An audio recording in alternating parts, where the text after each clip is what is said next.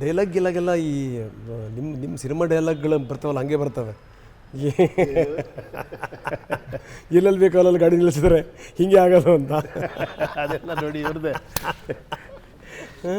ಅವರು ನಮ್ಮನ್ನ ಏನೋ ಹೇಳಿ ಅವರು ಶಿವಣ್ಣ ಅಂದರೆ ಪ್ರಾಣ ಅವ್ರಿಗೆ ಒಂಥರ ಏನೋ ಅದನ್ನು ಆ ಒಂದು ಅಭಿಮಾನಿಯಾಗೆ ಮಾಡಿದ್ದಾರೆ ಅವರು ಆ ಸಿನಿಮಾನ. ಏನು ನೋಡಿ ಫ್ಯಾನ್ ಮೂಮೆಂಟ್ ಏನಿದೆ ಅವ್ರು ಅದೇ ಹೇಳ್ತಾನೆ, ನಾನೊಬ್ಬ ಫ್ಯಾನ್ ಆಗಿ ಏನು ಬೇಕೋ ಅದನ್ನೇ ಮಾಡಿದ್ದೀನಿ, ನಾನು ಅಷ್ಟೇ, ನಾನು ಎಲ್ಲಿ ವಿಸಿಲ್ ಹೊಡಿಬೇಕೋ ಆ ಥರನೇ ಮಾಡಿದ್ದೀನಿ ಸಿನಿಮಾನ ಅಂತ. ಅದನ್ನು ಹೇಳ್ತಾ ಇದ್ರು ಮಾತಾಡ್ಬೇಕಾರೆ. ಈ ಎಡಿಟಿಂಗ್ ಆಗ್ಬೇಕಾರೆ ಈ ನಿಮ್ಮ ಕೆಲವೊಂದು ಸೀನ್ ಬಂದರೆ ಅವರನ್ನೇ ಚಪ್ಪಾಳೆ ಹೊಡೆದಿರೋದು ಅಂತ, ಅವರೇ ಚೀಟಿ ಹೊಡೆದಿದ್ದಿದೆ ಅಂತ. ಪ್ರತಿ ಸತಿನೂ DTS ಒಂದು 10 ಸತಿ ಮಾಡಿದ್ದೀವಿ ಸರ್. ಪ್ರತಿ ಸತಿನೂ ಆ ಮೂಮೆಂಟ್ ಬಂದಾಗ ವಿಸಿಲ್ ಹೊಡಿತಾ ಇರ್ತೀನಿ ನಾನೇ ಕೈಯೆಲ್ಲ ಹಿಂಗೆ ಅಂತ ಇರ್ತೀನಿ ಹಿಂದೆ ಅಂತ ಎಂಜಾಯ್ ಮಾಡ್ಕೊಂಡು ಮಾಡಿದ್ದಾರೆ. ಗ್ರೇಟ್. ಈ ಪ್ರತಿ ಸಿನಿಮಾನೂ ಒಂದು ಅದ್ಭುತವಾದ ಅನುಭವ ಸರ್. ಈ ಸಿನಿಮಾದಲ್ಲಿ ಕಲ್ತಿದ್ದೇನು ಅಂತ ಅಲ್ಲ, ಈ ಸಿನಿಮಾ ಟೋಟಲಿ ಹೊಸದಲ್ವಾ. ಈ ಥರ ಒಂದು ಸಿನಿಮಾ ನನ್ನ ಇಷ್ಟು ವರ್ಷದ ಎಕ್ಸ್ಪೀರಿಯನ್ಸಲ್ಲಿ ಈ ಥರ ಒಂದು ಸಿನಿಮಾ ಮಾಡ್ಬೋದು ಅನ್ನೋದೇ ನನಗೆ ಒಂದಿದೆ, ಹೌದಲ್ವಾ? ನೋಡಿ ಅರ್ಜುನ್, ಅಲ್ಲ, ಇಡೀ ಸಿನಿಮಾನ ಹೋಗಿ ಶೂಟ್ ಮಾಡೋ ಬದಲು ಅದನ್ನು ಅನಿಮೇಷನಲ್ಲಿ ನನಗೆ ಯಾವ ಥರ ಶಾಟ್ ಬೇಕು, ಯಾವ ಥರ ಕ್ಯಾಮ್ರಾ ಆ್ಯಂಗಲ್ ಹೋಗಬೇಕು, ಅದಕ್ಕೆ ಮ್ಯೂಸಿಕ್ ಹೆಂಗೆ ಹಾಕಬೇಕು, ಡಬ್ಬಿಂಗ್ ಮಾಡಿ ಫುಲ್ ಥಿಯೇಟ್ರಲ್ಲಿ ನೋಡಿ ಅದನ್ನು ಎಡಿಟ್ ಮಾಡಿ ಕರೆಕ್ಟ್ ಮಾಡಿ ಇನ್ನೇನು ಮತ್ತೆ ಸಿನಿಮಾ. ಅದು ಯಾರೋ ಒಬ್ರು ಚೆನ್ನಾಗಿ ಹೇಳಿದ್ರು, ಕ್ರಿಕೆಟ್ಗೂ ಸಿನಿಮಾಗೂ ಯಾರೋ ಒಬ್ರು ಮಾತಾಡಿದಾಗ ವಿಷ್ಣು ಸರ ಯಾವಾಗಲೂ ಅವಾಗ ಒಂದು ಯಾವುದೋ ಕ್ರಿಕೆಟ್ ಟೂರ್ನಮೆಂಟ್ ಮಾಡ್ಬೇಕಾದ್ರೆ ಕ್ರಿಕೆಟ್ಗೆ ಹೋಲಿಸ್ದಾಗ ಹೇಳ್ರಿ ಹಂಗೆ ಹೋಲಿಸ್ಬಿಡಿ ಸಿನಿಮಾ ಕ್ರಿಕೆಟ್ಗೆ, ನಿಮಗೆ ಒನ್ ಮೋರ್ ಇಲ್ಲ ನಿಮಗೆ ಏನು ಹೇಳಿ, ಬಾಲ್ ಬಂದರೆ ಮಿಸ್ ಆದರೆ ಔಟ್ ಅಷ್ಟೇ. ನೀವು ನಮ್ಗಂಗಲ್ಲ, 10 ಸತಿ ಸರಿ ಮಾಡ್ಕೊಳ್ಳೋ ಅವಕಾಶ ಇದೆ, ನಾವು ತಪ್ಪೇ ಮಾಡೋಂಗಿಲ್ಲ ಅಂತ.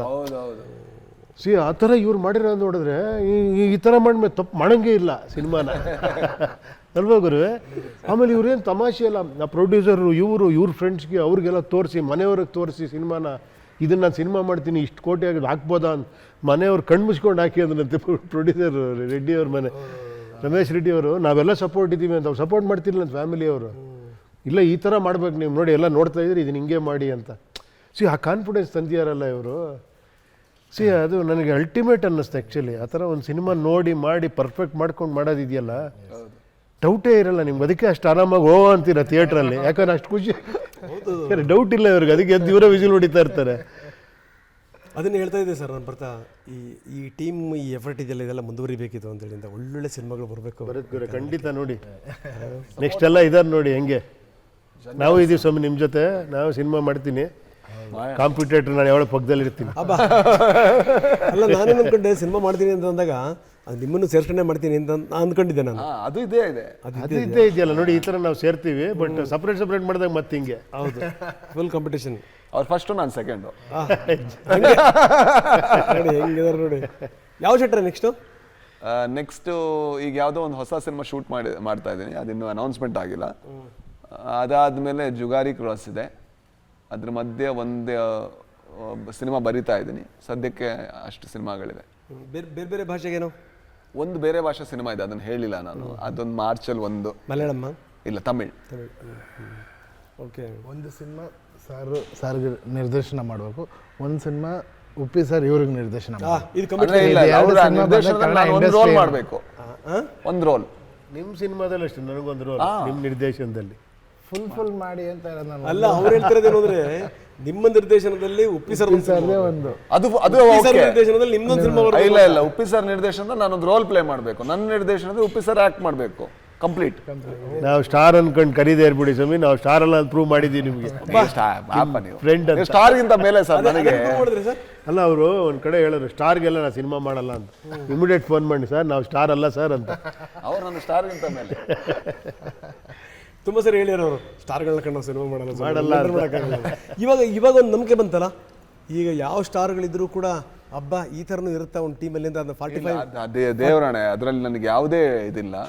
ಈಗ ಶಿವಣ್ಣ ಅವರಿಗೆ, ಉಪೇಂದ್ರ ಅವರಿಗೆ ನನಗೇನಾದರೂ ಕತೆ ಬಂದರೆ ಅವ್ರ ಸಿನಿಮಾ ಮಾಡಬೇಕಾ ಮಾಡಬಾರ್ದಾ ಅಂತ ಯೋಚನೆ ನನಗೆ, ಅಂದರೆ ಆ ಥಾಟೇ ಬರಲ್ಲ. 100% ಮಾಡಲೇಬೇಕು ನನಗಂತ ಅನಿಸುತ್ತೆ. ಆ ಕತೆ ಬಂದರೆ ಖಂಡಿತ ನಾನು ಅವರಿಗೆ ಫೋನ್ ಮಾಡಿ, ಬಸ್ ದಯವಿಟ್ಟು ಮಾಡಿ ಅಂತ ನಾನು ಬೇಡ್ಕೊಳ್ಳೋಕೆ ರೆಡಿ ಇದ್ದೀನಿ. ಯಾಕಂದರೆ ಅದೇ ಕೆಲಸ ಏನಾಗುತ್ತೆ ಅಂದರೆ ಆ್ಯಕ್ಟರನ್ನು ಪ್ಯಾಂಪರ್ ಮಾಡೋದ್ರಲ್ಲಿ ನಾವು ಎಷ್ಟೋ ಕಳೆದೋಗ್ಬಿಡ್ತೀವಿ. ಸಿನಿಮಾದ ರಿಯಲ್ ಪ್ರಾಸೆಸ್ ಇದೆಯಲ್ವ, ಆ ಕಿಕ್ ಇದೆಯಲ್ವ, ಈಗ ಅದು ಕಳೆದೋಗ್ಬಿಡುತ್ತೆ. ಈಗ ನಾನು ಮತ್ತು ಸರ್ ಕೂತ್ಕೊಂಡು ಏನೋ ಮಾತಾಡ್ತಿದ್ವಿ 1 ಗಂಟೆ, ಅದು ನನ್ನ ಲೆಕ್ಕದಲ್ಲಿ ಜೀವನದ ಸಾರ. ಅದನ್ನು ಕಳ್ಕೊಂಡು ಸಿನಿಮಾ ಮಾಡಿದ್ರೆ ಅದು ಮಾಡಬೇಕು ಅಂತಿಲ್ಲ ಅಂತ ನಾನು ಭಾವಿಸ್ತೀನಿ. ಕೆಲವು ಸಲ ಎಷ್ಟೋ ಸಲ ನಾನು ಬೇರೆ ಬೇರೆ ಸಿನಿಮಾಗಳಿಗೆ ಹೋದಾಗ ಅಯ್ಯೋ ಇಷ್ಟು ಭಾರ ಇರಬೇಕಾ ಸಿನಿಮಾದ ಪ್ರಾಸೆಸ್ಸು ಅಂತ ಅನ್ಸುತ್ತೆ ಕೆಲವು ಸಲ. ಯಾವ ಥರ ಅಂದರೆ ಹಾಗಲ್ಲ, ಅಂದರೆ ಯಾರೋ ಒಬ್ರಿಗೋಸ್ಕರ ಎಲ್ಲರೂ ಕಾಯಬೇಕು, ಯಾರೋ ಒಬ್ರಿಗೋಸ್ಕರ ಎಲ್ಲದೂ ಟಾರ್ಗೆಟ್ ಆಗಬೇಕು. ನಾವೆಲ್ಲ ಒಟ್ಟಿಗೆ ಒಂದು ಸಿನಿಮಾ ಮಾಡೋದಲ್ವ ಸರ್. ಅರ್ಜುನ್ ಜನ್ಯ ಅವ್ರ ಕತೆಗೆ ನಾವೆಲ್ಲ ಕೂಡ ಕೆಲಸಗಾರರೇ, ಯಾರೇ ಆಗಿರಲಿ ಕೆಲಸಗಾರರೇ ನಾವು, ಅದರಲ್ಲಿ ಯಾವುದೇ ಡೌಟ್ ಇಲ್ಲ. ಬಟ್ ಆದರೆ ಸಿನಿಮಾ ಕೆಲಸ ಆಗದೆ ಒಬ್ಬ ವ್ಯಕ್ತಿಗೆ ಕೆಲಸ ಆಗೋಕ್ಕೆ ಶುರು ಆಗುತ್ತಲ್ಲ, ಅದು ನನಗೆ ಆ ಪ್ರಾಸೆಸ್ ನನಗೆ ಅಷ್ಟು ವರ್ಕ್ ಆಗಲ್ಲ. ಬಟ್ ಇವರಿಬ್ಬರ ಬಗ್ಗೆ ನಾನೇನು ಹೇಳೋದು, ನನ್ನ ಜೊತೆ ಕೆಲಸ ಮಾಡಿದಾಗ ನಾನು ಒಟ್ಟಿಗೆ ಕೂತ್ಕೊಳ್ಳೋಕೆ ಬಿಟ್ಟಿದ್ದಾರೆ ಅನ್ನೋದು ನನ್ನ ಭಾಗ್ಯ.